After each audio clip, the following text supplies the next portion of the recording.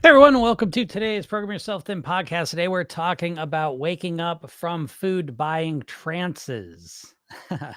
Something most people kind of overlook, even though you know it's there, but you don't really pay attention to it enough. And a lot of people tell me, geez, I can't stop myself from eating the ice cream in the freezer, or the chips in the cupboard, or the cookies in the pantry.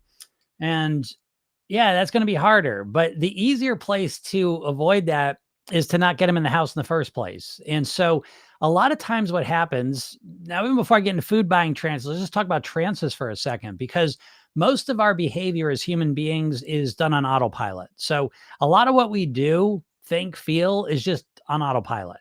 And when a lot of times people are buying food, they're very much entranced. Let me give you an example. You're entranced when you're driving, when you got an hour drive ahead of you, right? And you take that drive, out of that hour, you're zoned out most of that time, right? You're not there consciously, looking at your hands, looking at paying totally mindful in the moment. You're kind of zoned out, just doing stuff on autopilot. So a lot of times buying food becomes like this. And so what we're looking to do is to make it as easy as possible for you to succeed. So it's not the easiest way possible to succeed. If you got a pint of Ben& Jerry's ice cream in the freezer, that's going to make everything a lot harder because your mind knows that it's in there. Okay. And starts thinking about it. It becomes a cue. It becomes a subconscious cue that increases food noise. Okay. It increases cravings, hunger, appetite, all the rest of it when you have these foods in your house because you know they're there. You bought them. And if you didn't buy them, so the other person bought them, they're there. And so when you know they're there, they hook into your brain more. That simple. And so one of the easiest ways to change your eating is to zoom out a little bit and don't worry about not eating the food in the house. Let's focus on not getting the food into the house in the first place. Because a lot of times it's easier in that moment to say, no, I'm not going to get that at the supermarket than it is to say, no, I'm not going to eat it when it's right in front of you at your house. Okay. And a lot of times the buying trances are literally happening almost outside of your awareness. You might start the morning and say, I'm going to eat good today. And you stop at the supermarket on the way home and just on autopilot, grab a bag of chips, grab the cookies, grab the ice cream. All right. And so what you want to start doing is first off, looking at when you typically buy food. Okay. And so we're looking at grocery stores. We're looking at buying stuff online or through apps, things like that. You want to start to notice the patterns, the routines you have for when you're buying food. And then you want to figure out, where am I buying the most calories? Right. Because again, our behaviors have patterns to it. And you might find that when you go shopping on Thursday, you buy more unhealthy foods than when you go shopping on Monday, perhaps. Okay. So we want to focus on that day. And we want to start getting good at going into these situations out of trance. Right. And it's relatively easy to do once you have awareness. Right. And you use the right strategy. So, especially when you go to the grocery stores is obviously a smart place to start. And when you go to the grocery store, you want to set yourself up for success. Okay. So the first thing you want to do is make sure that you're not hungry and you're not thirsty. Okay. So ideally, when we go grocery shopping, we want to have eaten something ahead of time and we're hydrated. Right. And ideally, then we're rested too. That would be the ultimate three things. But you want to walk into the supermarket physiologically in a good place to make good decisions. Psychologically, you want to remind yourself, I want to get good foods here because my goal weight is really important to me. I want to take control of my health, my happiness. I want to feel better. I want to look better, blah, blah, blah, blah, blah. Say all the things you want to say. Now, if you use a food tracking app, right, it can be really helpful sometimes to consider foods that you might buy in the supermarket and just really quick remind yourself of the calorie contents, the nutrients in it that are there or they're not. Also, while you're grocery shopping, you can make it a habit of starting to look more at the nutritional labels. That will help pull you out of trance. Okay. So when you're buying food in the supermarket, get in the habit of looking at the labels before you make the decision. Because a lot of times what you're going to notice is your hand just does it automatically. And next thing you know, all that stuff's in your cart. Next thing you know, all that stuff's in your house. Okay. So that's one of the easiest ways to start making statistical improvements to your eating in a way that's relatively comfortable. Right. So focus on your food buying trances. Now, again, in the program, we talk a lot of times about the eating trances, right? And that's a whole nother thing. But for today, let's just focus on the food buying trances. Notice the situations where you buy the most food that's kind of keeping you overweight. And again, grocery stores are the most obvious starting point, but then you can start to focus in on online buying and delivery you're doing. When are you doing this? How can you work on that? Wake yourself up so you don't do it mindlessly. Stopping at convenience stores, different little snacky things you might have kind of weaved into your patterns. Pay attention to those. And again, wake yourself up from them. All right. And I think this will help you out. And if you want to go deeper into this whole concept, click the link in my bio or go to programyourselfthin.com and go to get that free hypnosis session I made for you. Okay. It's called The New Thin Me, and it's going to dramatically help you, right? It's going to help calm you down, relax you, and get you all motivated because it puts good ideas in your head. And there's also a training I give you as well, 3 steps to master your weight. It's all free. Go check it out. And if you have any questions, feel free to ask them. Any questions are welcome. Any weight loss questions. So yes, Natalie says, agree, cannot eat what is not there. Of course, right? And I think that's something we know, but sometimes we don't give it enough focus. I think sometimes we're so fixated on our willpower in the moment of eating or right before that we forget that if we zoom out a little bit and start focusing on the buying part of it, a lot of times there's a lot less momentum there. That's how I think of it. I think of it as behavioral momentum. So it's like when you've got, let's for example, and you can substitute anything else in here, but when you've got a pint of ice cream in the freezer, your brain knows this. And so what's going to happen now is you're going to have this loop. Your brain's going to say, oh, what about the ice cream? What about the ice cream? Now it's up to you to keep saying no, no, no, no, every time you think about it. And over 2 hours of watching TV on the sofa, you might have to say no to yourself 20 times. You know what I mean? If the ice cream's in the freezer. If it's not in the freezer, you might think about ice cream. You might think about getting ice cream, but that'll happen maybe 2 times, 3 times. So statistically it lowers it down and you put a barrier between you and the ice cream. So this is a strategy I've used where it's like, I don't get pints of ice cream. I don't have ice cream in the house. If I want ice cream, I can have it, but I'll eat it in the small Ben & Jerry's cups and I have to go get it. And most of the time, again, banking on my laziness, I'm not going to go get it.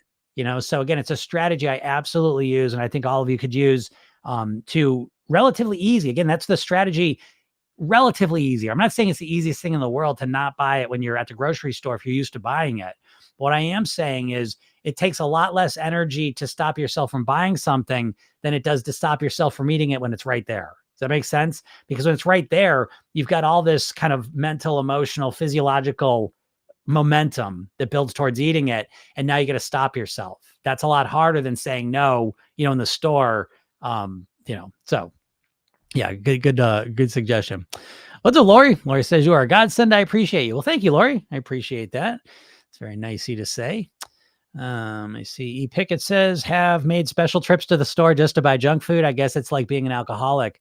Well, no, of course. We've all done that. We've all gone out of our way to go get the food. So I wouldn't say it's just like an alcoholic, although there can be some parallels, obviously.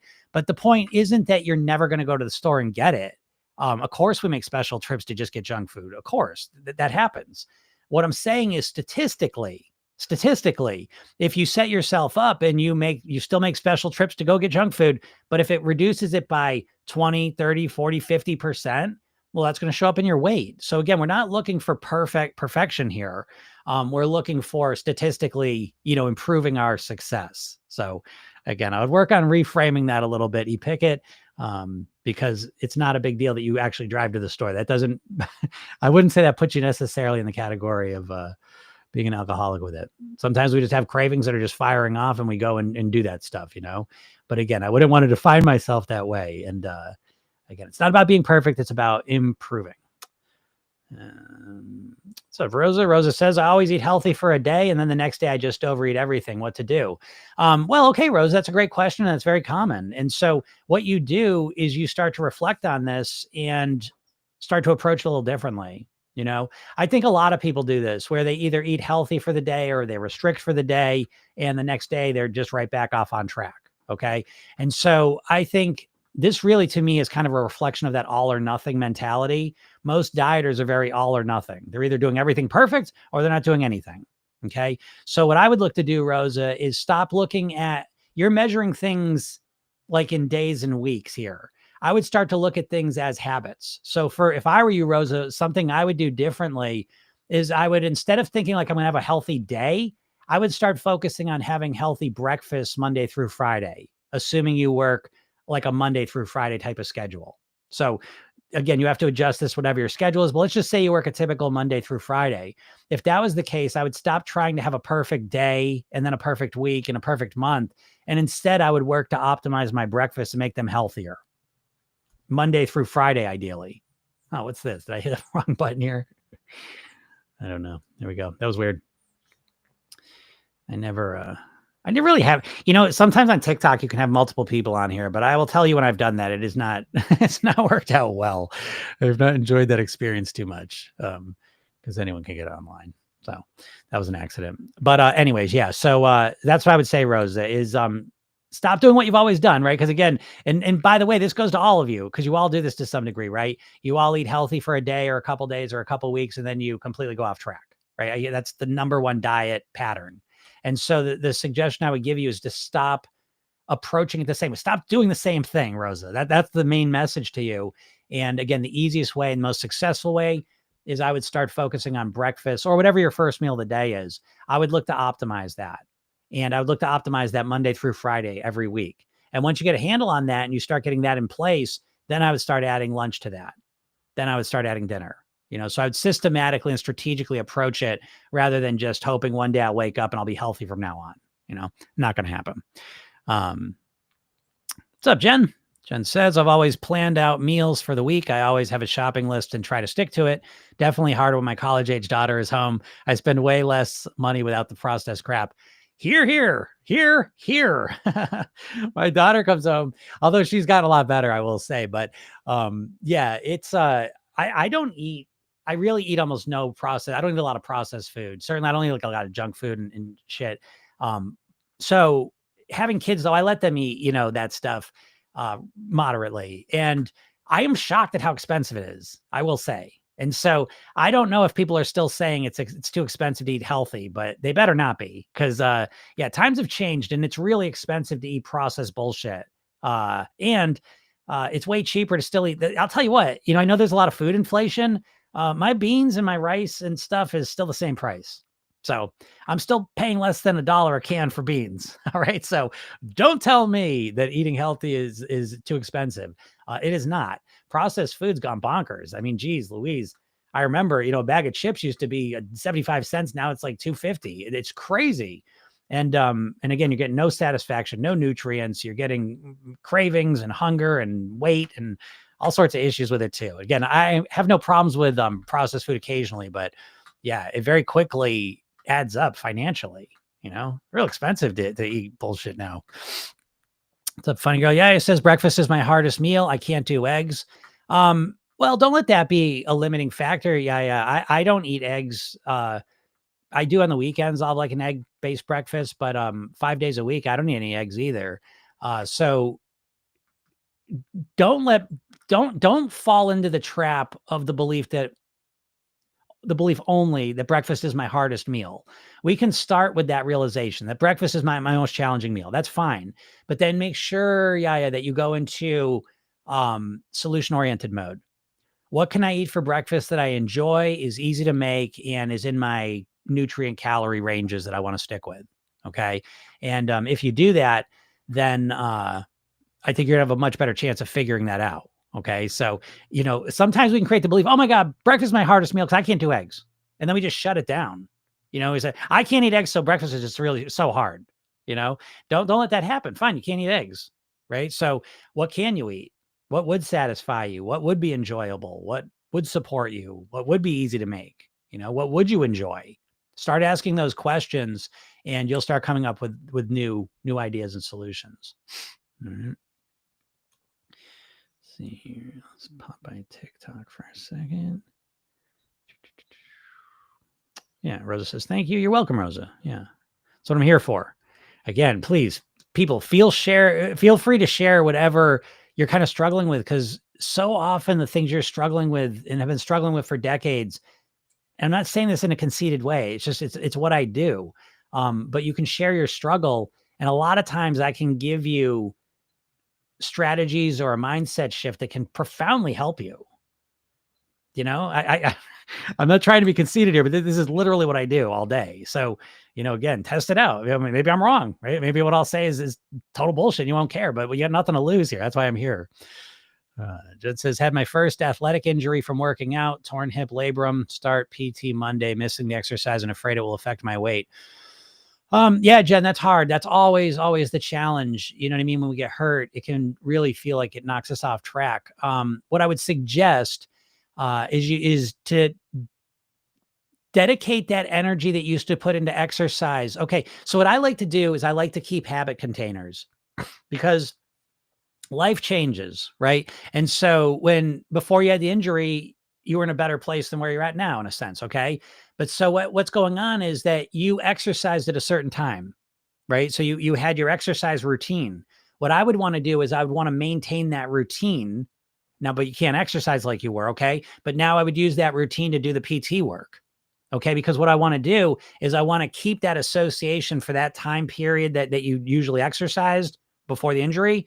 I want to keep that, but now I want to use it and I'll use it for PT. And so, yeah, maybe you'll burn less calories, maybe your weight will go up a little bit for while you're recovering, but you still are kind of keeping yourself primed and ready for when you recover that you can go right back into your exercising more effectively than if you just stop exercising during that time completely. Now you got to redo that whole thing again. Okay. So, oops. Oh, good Lord. So yeah, so keep an eye on that, Jen. And I'm sorry to hear you got hurt there. So hopefully you have a speedy recovery. But again, don't just like stop exercising during that time. Maintain the same routine, just adjust what you're doing during that time. Okay. Tescaro says, I want to get rid of my health anxiety. Whenever I experience even the smallest thing, I get stressed out and think about the worst case scenario. I will turn 20 years this month. Yeah, I mean, again, this is why in Program Yourself Thin, we follow the weight mastery pyramid, right? So again, you're not going to hear me just giving you food advice or exercise advice. I'm never going to do that because I think you need kind of a holistic, comprehensive approach to make changes. And mindset's right on the bottom of this pyramid because I think it's the most important and it's the thing that all the other things are built on top of. And so if the foundation piece isn't solid and well structured, then the rest of this isn't going to be solid and well structured. Okay. So I think getting rid of health anxiety, one of the first things I would look at without knowing a lot of details, obviously we'd go into detail with it if we were coaching, but first thing I would do is because I'm hearing I get stressed and anxious and even the smallest things. When I hear those things and worst case thinking, what I want to do is I want to practice relaxation, calm, and being grounded. And so I would absolutely start to look into meditation, little simple yoga stretches, little simple things you can do. I'm talking like a couple minutes too. You don't want to overwhelm yourself, but even a minute of relaxation. Oh, so what I will say, let me put this in there. Well, you're on YouTube, but this should show up for you. Let me put this link in here for the free hypnosis session. And if you're on TikTok, you can just go to my bio and get it. But I want you all over in YouTube land and Facebook to be able to get, I got to just type this up and copy it in. So I have to type this every day. Boop. All right, there you go. So, so that's for you. Okay. Go listen to that hypnosis session because that's another way to start to calm and ground yourself. But that's the first step for you, Tess Caro. You're not, I can't just sit here and tell you some magical thing that's magically going to make you a not stressed out person. You've got to work at it. It's like, I can tell you to brush your teeth, but you've got to brush the teeth. You know what I mean? And so you need to have some routine in your life. It doesn't have to be a huge undertaking. It doesn't have to be you meditating for an hour a day or yoga classes, 6 times a week. It doesn't have to be that. We're starting from just zero, right? You sound like you're really stressed and tense a lot of the time. So let's start with that hypnosis session, 10 minutes of just relaxing, calming down, breathing, getting good ideas put in your head. Do a 1-minute relaxation, set a timer and just relax your body for a minute and breathe, right? Just as simple as you can make it. And if you start to develop that and cultivate that ability, that'll go a far way towards helping you deal with what you're dealing with, and then you can get to the health stuff and all the rest of it. But I think at first you need to create a ground floor foundational ability to relax and calm yourself down. All right. What's up, Christina? Christina says, I bought 2 candy bars, one for me and one for my husband, gave him his, ate half of mine and gave him my other half. Very proud of myself, patting myself on the back. Thank you, Program Yourself Thin.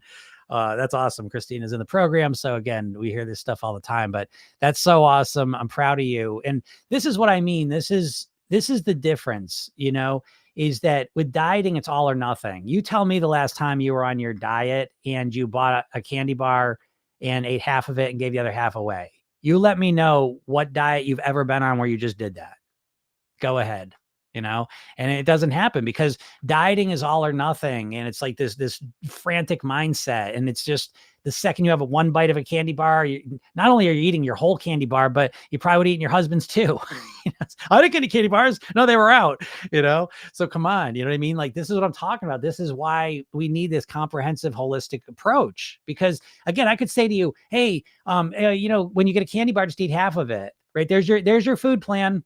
It's the half candy bar diet, right? And I'm sure there's a diet that exists. It's the half diet, right? Just eat half of what you eat, right? That sounds so easy, and just do it. And I could sit here and tell you, just eat half the food you get and you'll lose weight. Yeah. Okay, great. But can you actually do that? Can I give you a candy bar and you eat half of it and give the other half away? I dare you. I dare you. And you won't be able to do it. Why? Because you don't have these other pieces in place. You think you're going to be able to eat half a candy bar and give the other half away if you don't have your mindset in place?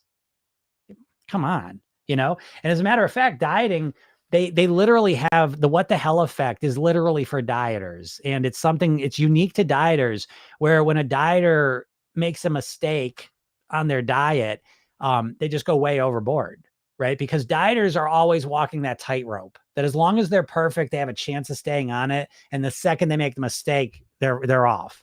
Okay.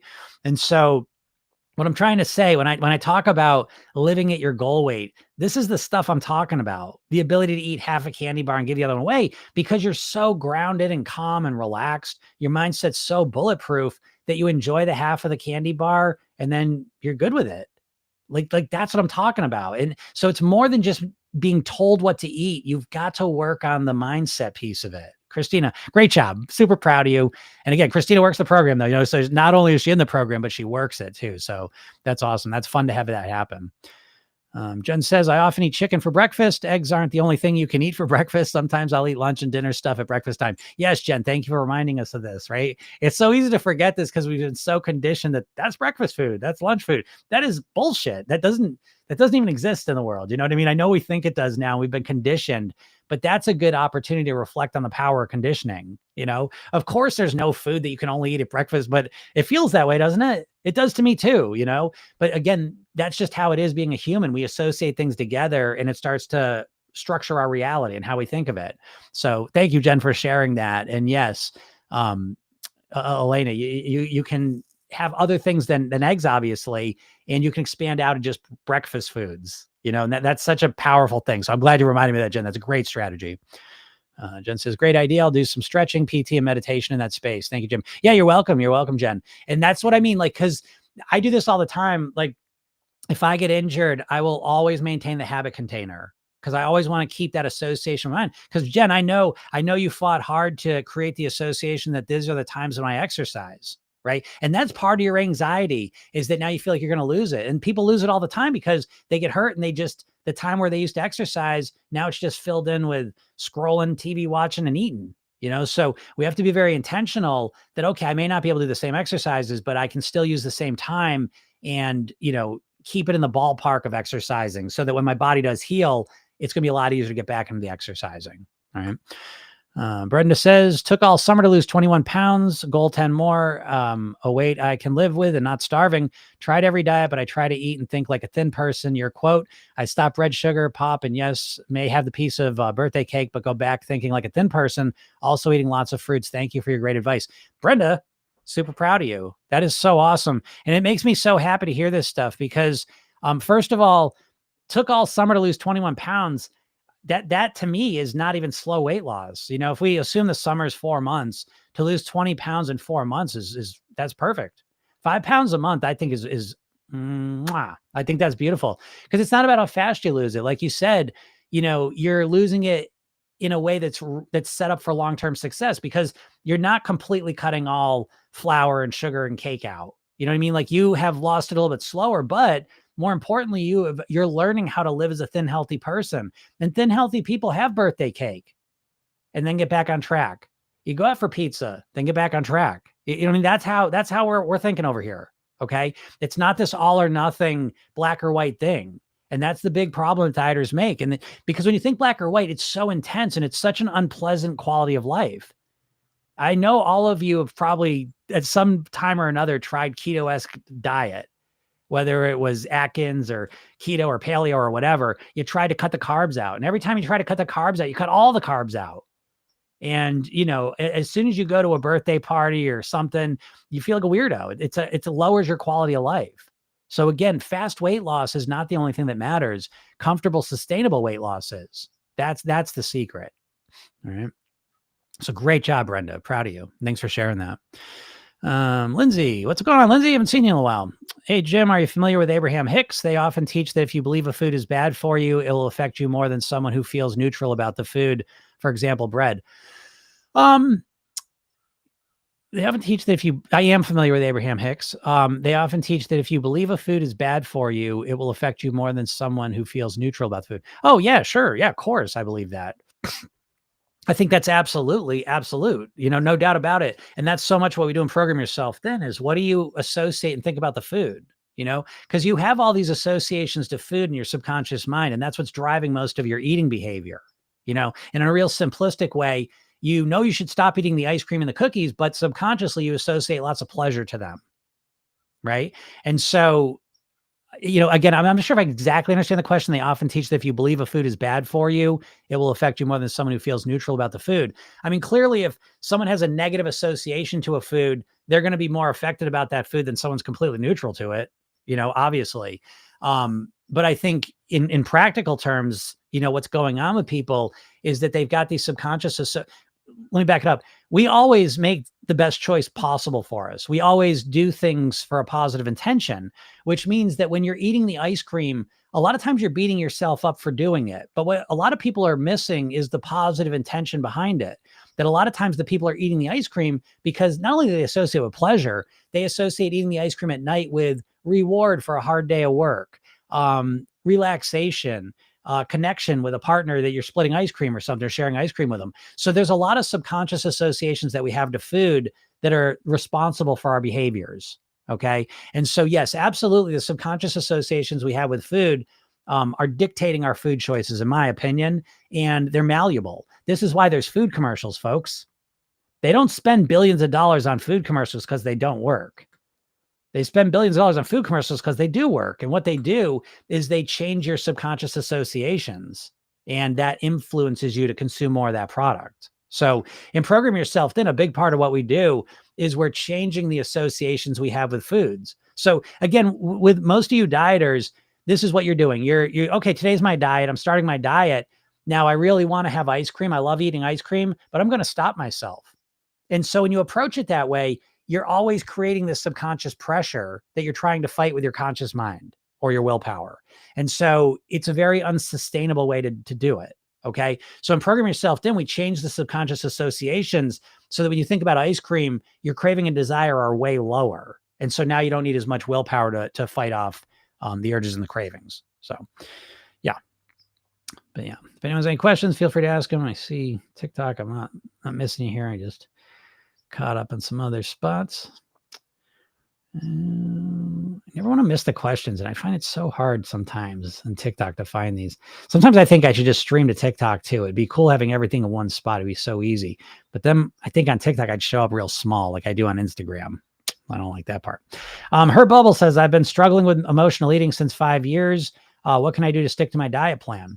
That's a great question. I love that question so much because it reveals like diet thinking. And it also explains why you've been struggling with this since you were 5 years old. Okay. A lot of you are in the same boat. You've been struggling with the same dumb shit for 30, 40, 50 years. And I say dumb shit because you know, you're smart. You know what I mean? Like again, I know if you're listening, if you're here right now, I know you're an intelligent person. I know you're an overthinker. I know you're probably a perfectionist. I know you're probably an action taker. You probably read a lot, listen to a lot of podcasts, intake a lot of information. Because I know the people that listen to this. Okay. So when you're smart in most areas of your life, and then you struggle with something like emotional eating, a lot of times you look at it and you say, well, what's wrong with me? What's wrong? I'm smarter than this. I'm better than this. I know I shouldn't emotionally eat, but I keep doing it. What's wrong with me? And you could spend literally the rest of your life wondering what's wrong with you. Okay. And so why can't I stick to a diet?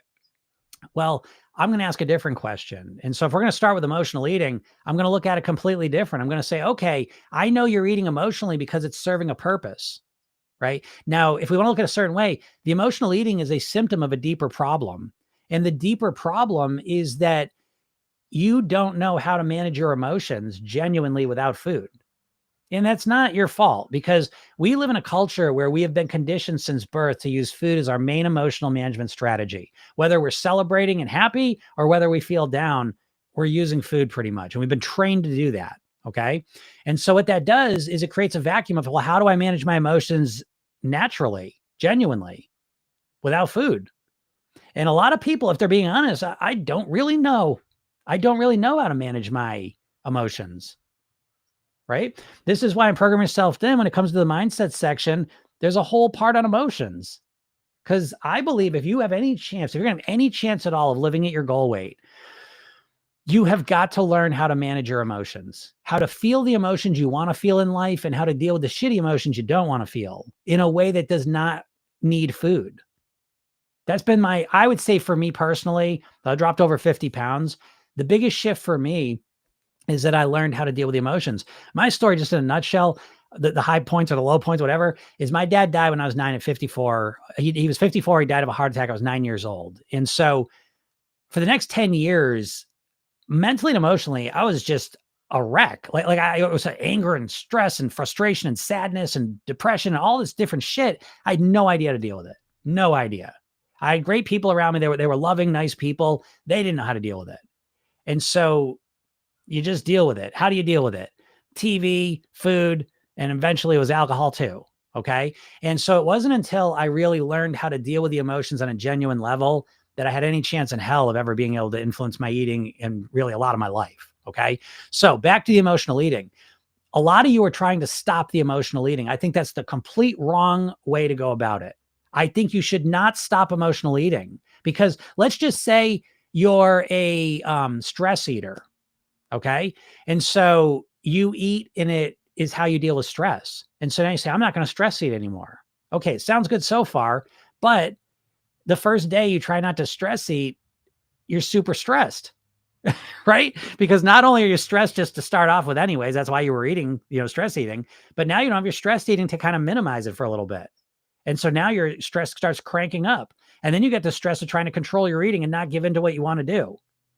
So what happens is, even if you were able to stop stress eating, let's just say magically you're able to stop stress eating. I put a new contraption on your face, right? So it locks your mouth up. You can't stress eat. Okay, great. Now you're going to be a thin, stressed person. Is that what you want? I know it's not.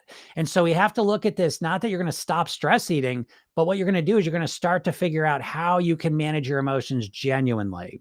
And this is why we need to go from describing emotional eating in the vague term of, oh, I'm an emotional eater, to I'm a stress eater, I'm a boredom eater, I'm a lonely eater, whatever the specific emotions are that trigger you. And there's probably a number of them. Okay. But we want to look at the big ones. And so let's just talk about boredom eating because that's one of the easier ones. But let's say you're a boredom eater. Okay. I don't want you to just stop boredom eating because now you're just going to be a bored, thin person. That's not what you want. Okay. What we want to do is we want to start asking the magical question, what do I want to feel? Okay, I know you're an emotional eater. Let's get specific. Oh, I'm a stress eater. I'm a boredom eater. Okay, what do you want to feel? Well, I'd like to feel relaxed. I'd like to feel calm. Okay, I'm bored. I'd like to feel entertained, curious, interested, connected. Right? I'm lonely. I'd like to feel loved, connected, with someone and rapport. So we want to start figuring out what we want to feel. And then we start asking the question, how can I feel that? So I'm a stress eater, but I want to feel more relaxed. How can I feel more relaxed? This is the magical question. Okay. Because if you can start to do things that make you feel more relaxed naturally, by definition, you've started to reduce your stress eating. If you're a boredom eater and you start finding ways to entertain yourself and keep yourself interested that you're genuinely interested in, you've reduced your boredom. And by definition, you've reduced your boredom eating, but you've done it in a way that feels good.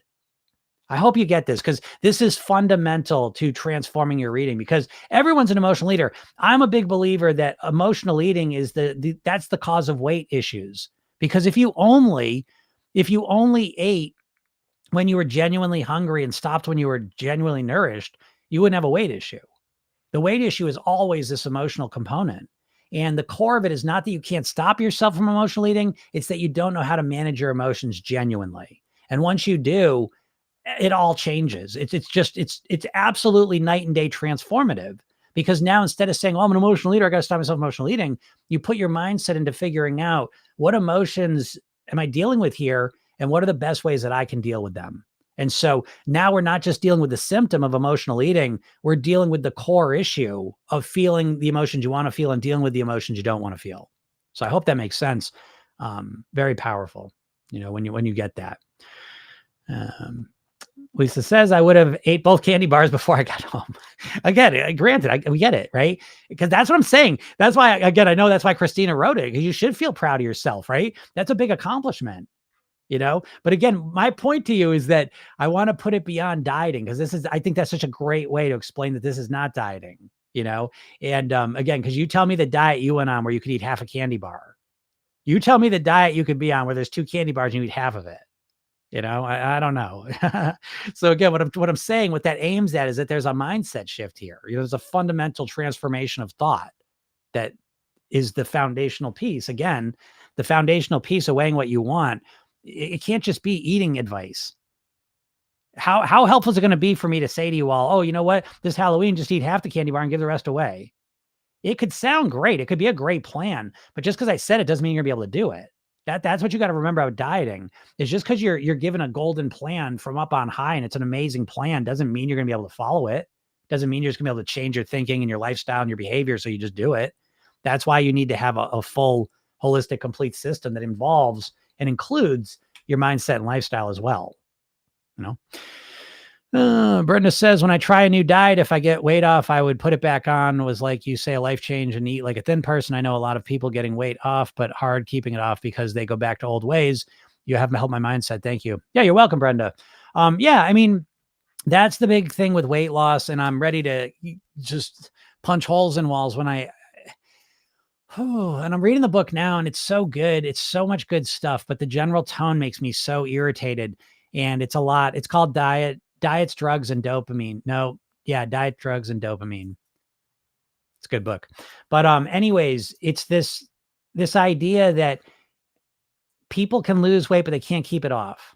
Right. And so all these scientists go to work on explaining it, and they only look at it physically. So they look at, the metabolic changes, metabolic adaptation, the hedonic system changes of your body, the homeostatic system changes of your body that happen when you become obese. And all of these are real factors, obviously. But in my mind, the number one reason people can't stick to their diet is because the diet was never meant to be stuck to. The diet was there to get to your goal weight. Are you really going to be keto for the rest of your life? Are you really going to track every calorie you eat for the rest of your life? Right? Are you really? Right? Is that what you're going to do? No, you're not. You're only doing it because you're losing weight. I say this every day because you really need to understand this. This is a very profound concept to internalize, is that most dieters trade the excitement and the pleasure of the food for the excitement and pleasure of the scale going down. Right? So talk about dopamine. And I hope this guy gets this in the book, because I'm freaking out. It just makes me nuts. So anyways, what happens is, most of you are getting your dopamine from the food eating. And then at some point you say, "Oh, so I'm going to lose weight." And then you start getting your dopamine from the weight loss. But what do you do once you get to your goal weight? Because now you can't get your dopamine from the food and you can't get your dopamine from the weight loss anymore, because you're not losing any more weight. And now I know you're saying, "Well, I'll just be happy because I'm at my goal weight." Well, no, you won't, because you'll normalize to it. What's exciting about losing weight for most people is the excitement of this idea that getting to your goal weight is this magical thing where everything's going to be amazing. You have been sold your entire life that losing weight and getting to your goal weight is just like this Camelot, this Shangri-La, where utopia, where everything's perfect. And when you finally get there, you realize, no, it's not perfect. Oh, I still don't like my body. Oh, I still am fighting with my partner. Oh, I still can't stand my boss. Not to sound negative, but you know what I mean? Like we have to understand, you need more motivation than just losing weight, than just looking a certain way. That's not enough motivation. So when people are always struggling to stay on the diet, it's because, the diet was miserable from the get-go. You hated it the whole time. And the only way you were able to get yourself to do it is because you were so excited and motivated by the weight loss. That's why in Program Yourself Thin, the goal for us is not to lose weight. The goal is to live at our goal weight for the rest of our lives on near autopilot. It's a whole system built to do that. And so I would never do anything that was unsustainable. I don't give a shit if I lose a bunch of weight. If it's not sustainable, I don't even consider it. And a lot of you are choosing diet strategies that are unsustainable. You don't want to do them. And on top of that, you don't know how to motivate yourself. Your motivation is purely just weight loss. This is why in Program Yourself Thin, when we go through, we start with the mindset section because it's the most important piece. And the very first thing we do in the mindset section is go through your motivation. Because you don't know how to motivate yourself. How about that? How about you're not even properly motivated? How could you be? You think conditional motivation is the highest form of motivation? Because that's what it is. Conditional motivation means, well, as long as the scale keeps going down, then I'll keep doing what I'm doing. That's why when you hit a plateau, it knocks you off track. It's certainly why when your weight goes up, you're done. Because your motivation is conditional. Now compare that to the motivation you have in other areas of your life. Unconditional motivation. If you have a kid, doesn't matter if you're sick or tired, you're still going to take care of them. If you got a job that's important to you, doesn't matter if you're tired in the morning, you like to sleep in bed, you get up and do it because it's important to you on a deeper level. If you're in college, you don't want to go to class, but you do it because you're committed to it at a much higher level. Even if you get a bad grade, you're still committed to it. Right. And so the motivation you all bring into weight loss, most of you, it's completely not enough, completely inadequate. And the reason why is because most of you, your only motivation is to look better and to lose weight. And it's in the science, there is a science of motivation, just so you all know. And if you don't know there's a science of motivation, that should be worrying for you. If you want to lose weight, that's my point to you, is that a lot of dieters think they know everything and just can't do it. I'm here to tell you, you have no idea what you're doing. You are winging it. You're like the type of person, I just saw a post of some of this. You're like the type of person that's picking up a musical instrument. You're picking up a guitar and just trying to learn it. Good luck. This is why I say, just to prove the point, I'm not trying to be an asshole here either, by the way, but this is what I'm saying. Like in Program Yourself Thin, we follow this whole goal weight pyramid. Look what's going on here. Okay. Cause, we got a whole system where we go through 6 categories, which are mindset, lifestyle, there's 8 habits, and then eating, we go through a 3-part system. And what you usually do to try and lose weight is you get your handy dandy willpower, and then you say, give me an eating plan. So you have done and will probably always do, unless, you get into this thing, you'll probably always do about this much of this pyramid. Now, again, maybe you think this matters, maybe you don't. That's up to you, okay? But what you will do is you'll do about this much of this particular pyramid. And what this represents is, hey, don't eat any more carbs. Oh, okay. Don't eat for 16 hours. Track every calorie. This is about what you're doing here, when you could be doing all of this. And when you do all this stuff, you have a much more robust plan to get to your goal than what you're currently doing. Because what you're doing right now is you're just winging it. You've got some vague idea, like I'm going to stop eating for 16 hours. I'm going to eat better. I'm going to exercise more. It's so vague. Doesn't mean anything. And you'll try and do it. It's not even a good plan and you won't be able to do it. And even if you write out a meal plan, every meal for the week, you're probably not going to do it because it's overwhelming.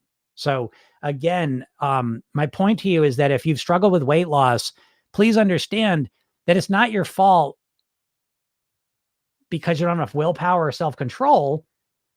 It's your fault because you don't know any of this shit. You know what I mean? Like you're just winging it because you're doing what diets have taught you to do. And diets are not on your side. Diets are not your friend. The diet industry is not there to help you lose weight, folks.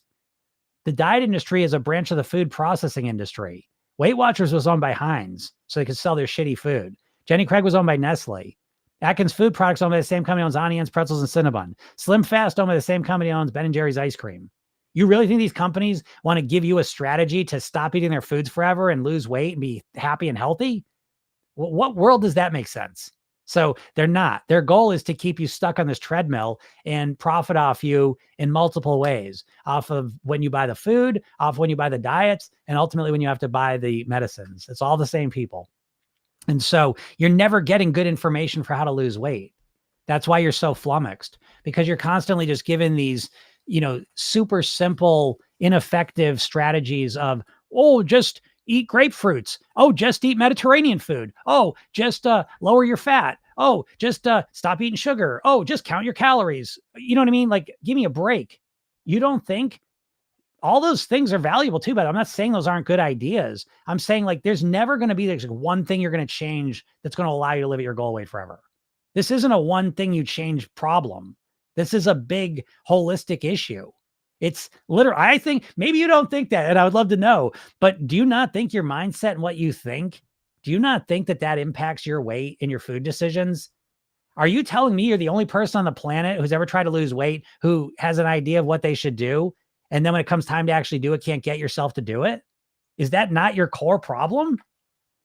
To prove the point, if you were a cyborg, if you were just a robot, you could program something into yourself and you just did it because you were a robot and you just did what you were programmed to do. If you were a robot, a human robot, would you struggle with your weight? Would you struggle with your weight if you could just type in what you were going to eat during the day and then you would just eat it automatically? Would you struggle with your weight? No, because it's your main problem is that you don't know what to eat and what not to eat. Your core problem is you have no idea how to get yourself to do that consistently. And so, do you not think that that might have something to do with mindset?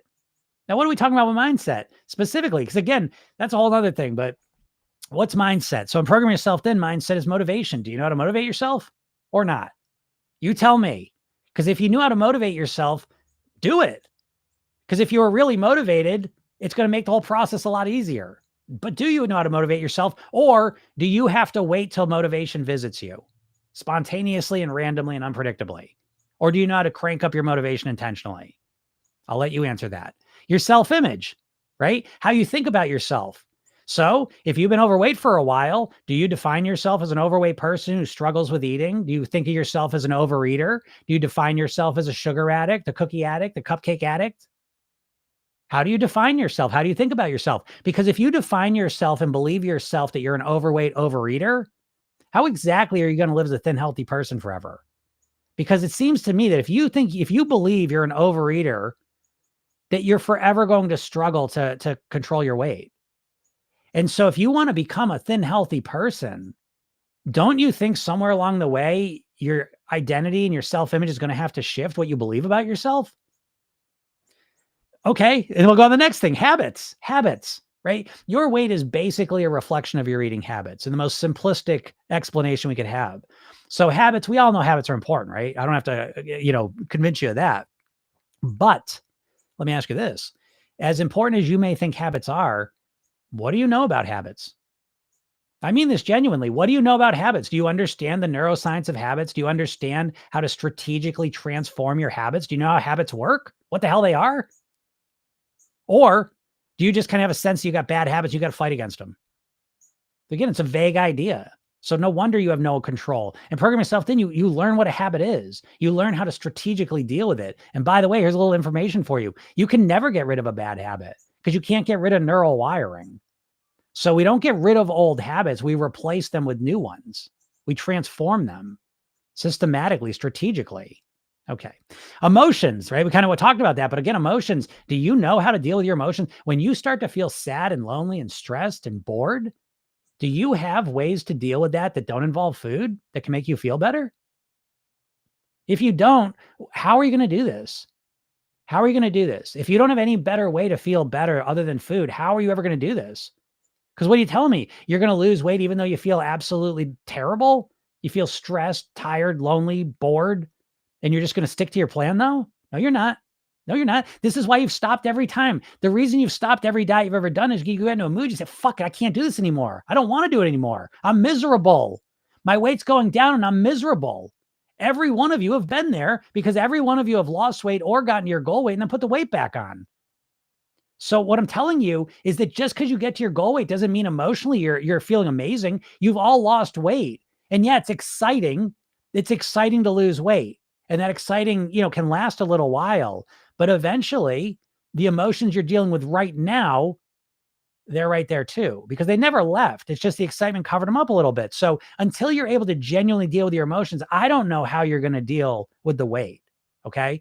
And then the next one, thinking, literally thinking. Do you know how to think like a thin, healthy person? Do you know how thin, healthy people think? Do you know what questions they ask?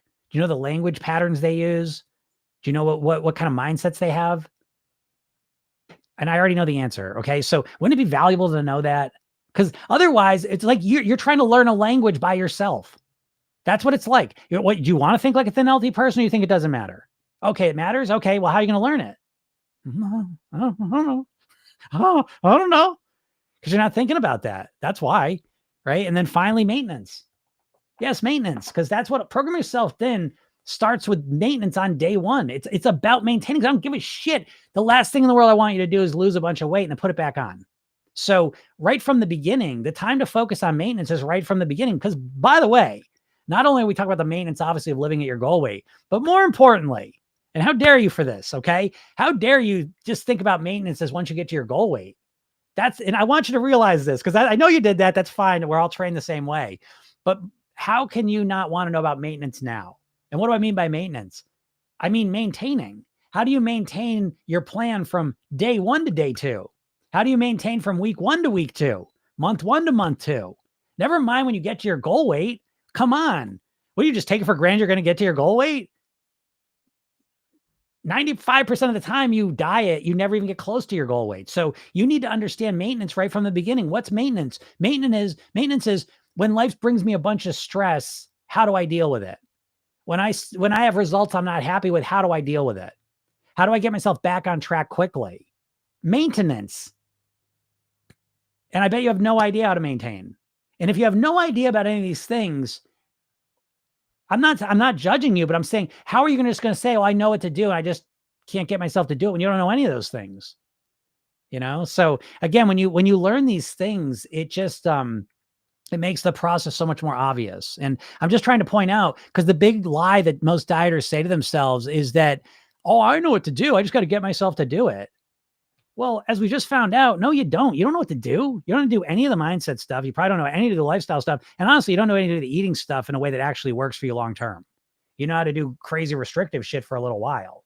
And so, no, you don't know what to do. And once you know what to do, it's a lot easier to get way better results. And you won't have to get yourself to do shit. You'll be able to get yourself to do stuff.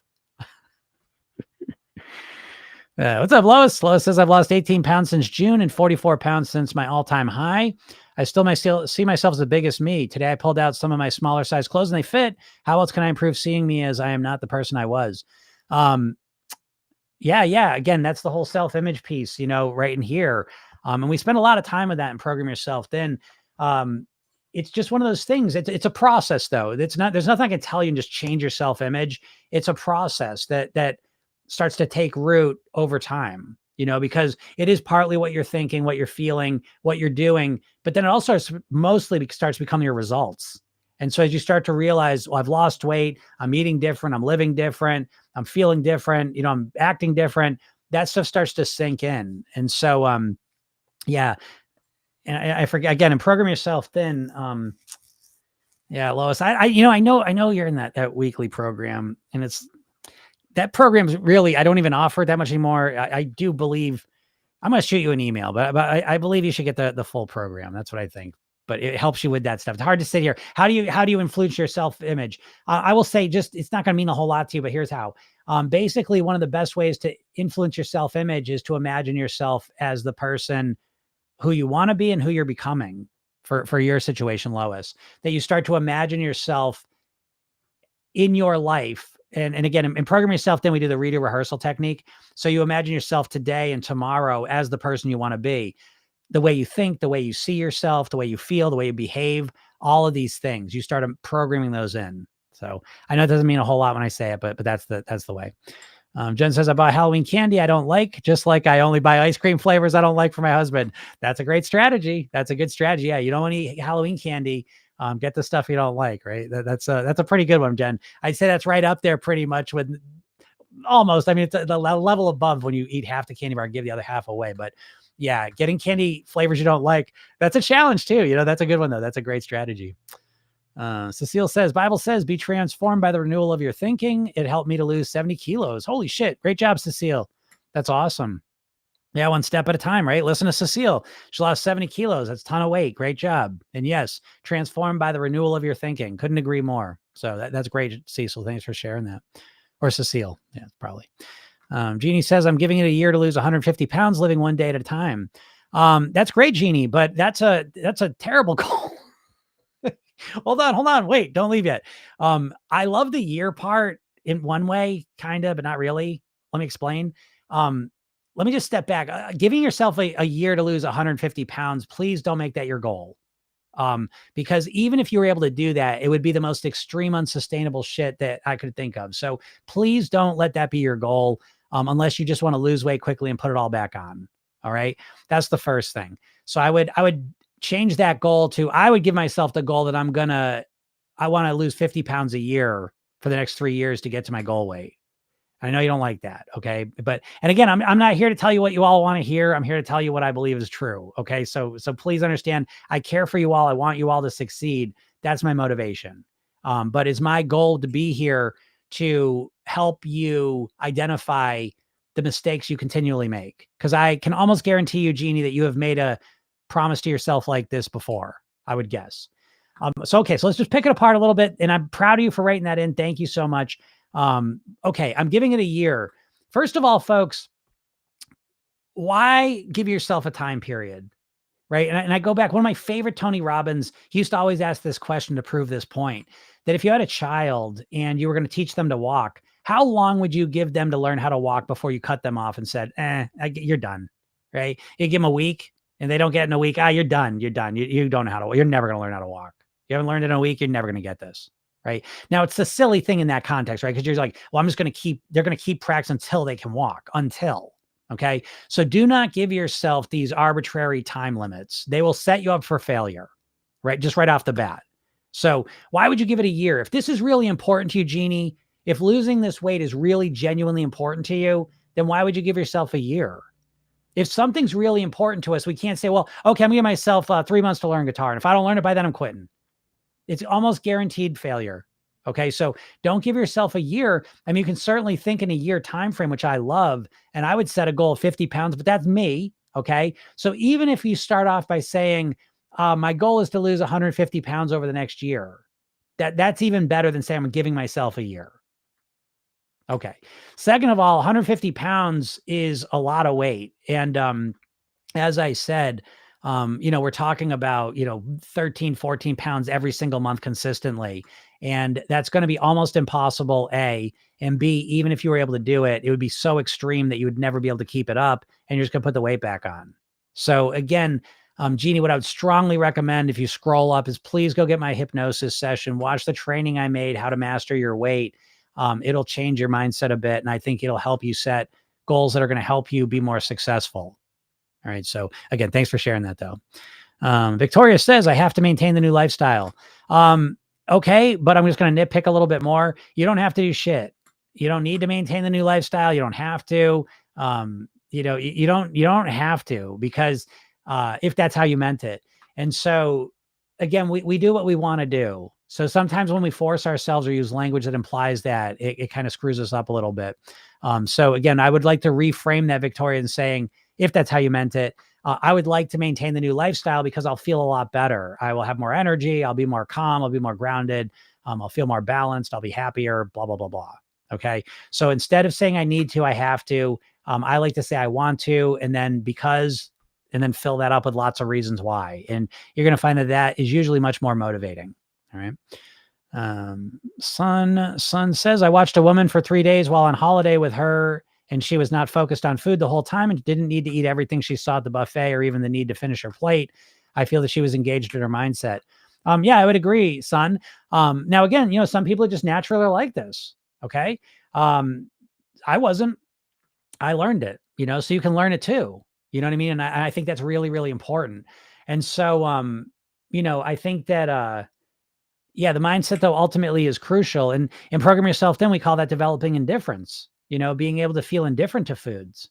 Powerful strategy, right? Wouldn't you love to all be able to crank up indifference to the most challenging food, So again, you all, dieting really constrains and imprisons your mindset. It makes you think, very simplistically, very ineffectively. And you get caught in that and you think it's your fault, but it's the diet fault. And it's not just the specific diet, it's the diet philosophy. So it doesn't matter what diet is, by the way. It could be literally, you could tell me any diet you can think of. And what makes them all the same is the mindset you approach them with. So we can take the two complete opposite extremes. We can take veganism and paleo or carnivore. right? And we say, okay, they're two different diets, two different strategies to lose weight. And you say they're completely different, Jim. These have nothing to do with each other. Yes, they do, because what the dieter is going to do is you're going to approach both of them. And tomorrow on Monday, you're going to be 100% vegan or 100% carnivore. That's the core problem. So, I'm not complaining about the diet's nutritional philosophies. I'm saying it's the diet mindset that we approach it with. And yes, mindset is ultimately, in my opinion, again, this foundational piece that's always at the base of your success or failure. So if you've been unsuccessful with weight loss, I think it's primarily because of mindset. I think these other things are really important too, by the way. I'll make that clear. But I think primarily it always starts and ends with mindset. And I think your results are directly reflecting your mindset. And I think until you go to work on this, you're going to have almost zero chance of ever being able to change your weight long term. Let's see here. Our Bubble says, I've been struggling with emotional eating. Oh, yep. We talked about that. Oh, shit. Oh, what's that? Yeah, like I said, damn you, TikTok. TikTok, why are you so hard to see the questions on? They just get locked up. The other ones are so much easier. I am going to try. I'm going to stream in. Because the other cool thing, if I could stream into TikTok and everything was running through, everything was running through my restream, then I can do lots of cool stuff. I can show like pictures and graphics, and I can show videos, and I could just do lots of cool stuff. That might be cool. Vicky received a candy bar. Ah, look at you. Yep. Vicky gave it away. Gave it to a neighbor, and it was empowering. Good for you. And again, folks, this doesn't mean that you just never eat the stuff. You know what I mean? Like sometimes you will eat the candy bar, So again, I want to make that crystal clear. This isn't dieting where you have to be so rigid and strict with yourself all the time. It's about being able to, adjust and be flexible with situations, So that's super, Vicky. I'm proud of you. And I'm glad that felt good for you. Sandra says, lost my little 12-year-old Yorkie Saturday, and I barely had an appetite since. I'm sorry, Sandra. That's the worst. That's the worst. I'm sorry to hear that. Yeah, I mean, again, but it does prove the point that situations happen and change things, and so someone might lose their dog at 12 years and have no appetite. Someone else might lose a dog at 12 years and be eating every night and day since then. So that's why, again, dieting, another big issue is that it's just very rigid and it's always the same for everyone. That's a huge problem with dieting is it's like, it's the same plan for every single person, as if we're not all unique, different people. And we are, and so we need to have the ability to customize something for ourselves because we're all so unique, and we need to have the ability to adjust to things. So again, I'm sorry to hear about your dog, and hopefully, you kind of feel better as the time moves forward. Rosa says, sometimes when I'm locked in and then bam, I ate something unhealthy, so I end up eating everything. Yeah, Rosa, again, back to the all or nothing thinking. And that's the core problem you have because, again, mindset wise, the core problem every dieter has is that they're an all or nothing thinker. So again, I know dieters more than you all know yourself. And at the core foundational piece of your mindset is that you're all or nothing thinkers. You're either doing perfect or you're doing nothing. And that explains that, Rosa. That's why I say for you, Rosa, what I would strongly suggest is stop the shit. You're trying to, what dieters do is they try and create streaks. Dieters, you think of your weight loss like an endurance test. You're going to start on Monday with your plan perfectly, eating healthy, eating whatever your plan is, says you're going to do it perfectly. And then you're going to try and keep that up for as long as you can. And the second you make a mistake, it feels like, wow, 3 days, 6 months, whatever, doesn't matter. And now I'm off track. Okay. Program yourself, then we're all or something. Very big difference. So yeah, sometimes we're doing all, you know what I mean? Sometimes we get real fired up, motivated, life's working with us. Boom, let's do it all. Let's track and count and everything's great. Okay. But what makes us different and program yourself then is we know we're not gonna be all forever. You can't. Sometimes your pet that you love passes away. Sometimes you have to start a new job or move or something happens. And now you can't do all. You don't have the energy for it, the focus for it. And so this is the big difference is that now we go to something mode, whereas you dieters go into nothing mode. And so when you go to something mode, this is the magical thing because now we're in this all or something mode. And when you stay in all or something mode, you keep improving. You do your all thing and you improve, you do your something, then you keep improving. And this is how you get better over time. You all or nothing people, and by the way, all or nothing is very misleading. They really got to flip it around because really what's more accurate is you're nothing or all. You're mostly nothing. You're mostly not doing anything to lose weight. And occasionally you will go all out and be all. Okay. And so, yeah, you've got to flip that. You'll never succeed with all or nothing. You'll just stay in the same space or continue to get worse, which is why I suggested you, Rosa, to focus on breakfast instead of focusing on the days. And that supports that kind of mindset shift. But you should certainly as well, if you are even remotely serious, go get the hypnosis session I give you by clicking the link in my bio and going to get that. It takes 2 seconds. You're in my world. There's going to be a free community that you're all going to get access to soon. So if you're on my email list, you will get information on that. But that will be happening probably next week, I think. So that's really exciting. So I've cleared up some issues that were going on. It's working solid, and that's just another free thing I'm giving you. Again, I take pride in the fact that I don't think anyone gives you more free stuff than I do. This for me is a mission in life, and so I do everything I can here to help you all out, which is why I'm here right now. Because again, for me, this is a mission. What's up, Angie? Yep, all or something. Absolutely, absolutely.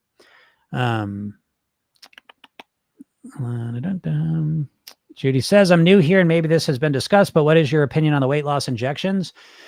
I don't really like to be negative about the injections because I'm not here to be judgmental and make people feel bad. So I think to each their own. I think that people are going to do what they're going to do. And I think, diets don't work at all. Okay. We all know that there's not a diet that's been created in the last 100 years that's effective for long-term weight loss. So I think in that context, the injections are the best thing so far in terms of diets don't work. So they don't even count. Then basically when we talk about things that actually are effective, we're talking about gastric bypass surgery at the top of the list.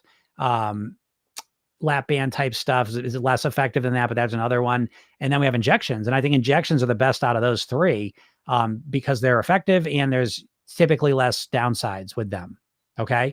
Now, that being said, you have to understand that I will all day long take the best, the success stories of GLP-1s versus the success stories of Program Yourself Thin. And there's not a comparison. There's no comparison, right? Because with GLP-1s, what's happening is you're injecting yourself and you feel full all the time now. So now you're not hungry. So you don't eat. Okay. And you lose weight. Cool. Great. But Program Yourself Thin, you're figuring out how to transform your mindset, your lifestyle, and your eating, and you're creating an eating plan for yourself. And so you get a couple things that you don't get with the weight loss injections. Number one is, that you did it and you've internalized it and you understand how to do this. It's something you mastered. So you feel that confidence and that certainty. Whereas with the medicine, you're always worried to some degree because that medicine could disappear at any moment. It could just get more expensive. It could just run out of it. Who knows? And as soon as that medicine goes away, your weight goes back up. So you haven't done it yourself. You're relying on this medicine. And so there's a big difference. The next thing is that you don't have to inject yourself and pay that money forever, right? So obviously, wouldn't you rather just be able to transform your mindset and your lifestyle and come up with a plan that genuinely works with you, that you can live at your goal weight forever, that doesn't involve any injections? These injections they're a big deal. I think they're relatively safe, but they're a big deal.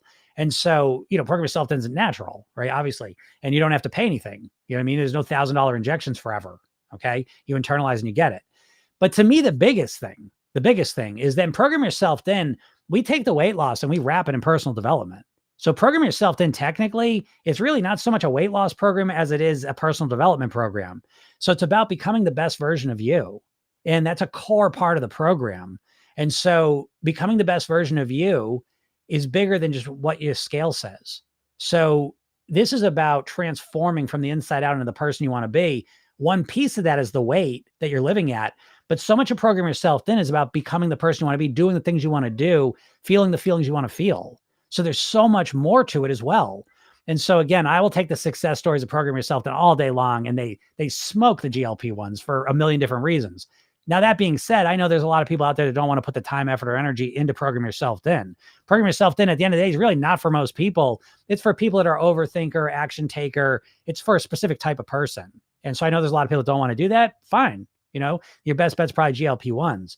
But for the type of person that it is for, holy shit. I mean, this is, do you know what I mean? Like when you have all this mastered, again, not only are you at your weight, but you've transformed yourself in so many ways. So that's kind of the long and the short of that. Tisha says, any chance we could see this replay? I'm at work and on a meeting. Yeah, great question. Great point.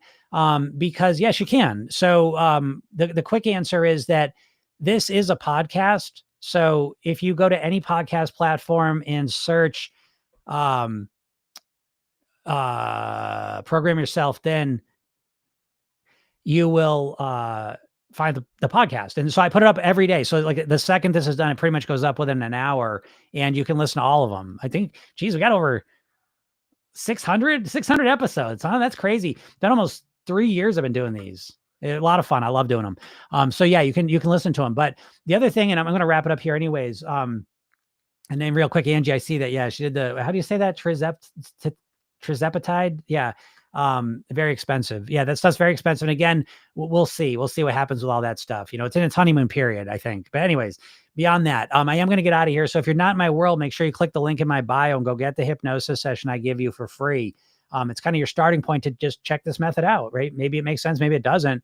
You got nothing to lose. Okay. And so, go get that, get in my world. And then the other thing again, yes, is that if you like to listen to this, I'm here live every day, Monday through Friday, usually around noon Eastern time, between noon and 12:30 usually. And I'm happy to answer your questions. I'm happy to coach you along. Okay. I do this. Again, this is my mission in life. So I'm literally here to help you and happy to do it. And if you like listening to these and can't get to the lives, you can go listen to the podcast and check that out, and you can listen to the whole replay. All right. So I appreciate that.